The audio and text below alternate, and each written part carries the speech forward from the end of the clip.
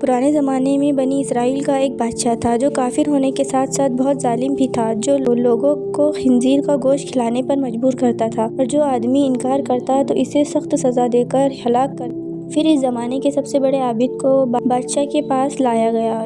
لوگ اس عابد کے مرتبے اور فضیلت سے آگاہ تھے۔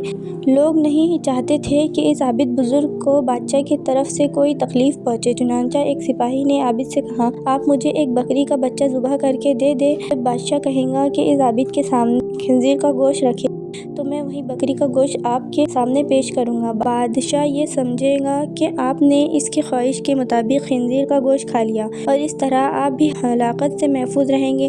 عابد نے بکری کا بچہ ذبح کر کے اس کا گوشت سپاہی کو دے دیا۔ جب عابد کو بادشاہ کے سامنے لایا گیا تو بادشاہ نے حکم دیا کہ خنزیر کا گوشت لایا جائے۔ منصوبے کے مطابق تو اس سپاہی نے بکری کا گوشت عابد کو پیش کیا۔ بادشاہ نے کہا، میرے سامنے خنزیر کا گوشت کھاؤ۔ عابد نے کہا، میں ہرگز خنزیر کا گوشت نہیں کھاؤں گا۔ یہ سن کر سپاہی نے اشارے سے بتایا کہ یہ وہی بکری کا گوشت ہے جو آپ نے دیا تھا، آپ بلا وجہ کھا لیجئے۔ لیکن عابد نے بادشاہ کے سامنے وہ گوشت کھانے سے انکار کر دیا۔ ظالم بادشاہ نے سپاہی کو حکم دیا کہ اسے قتل کر دو۔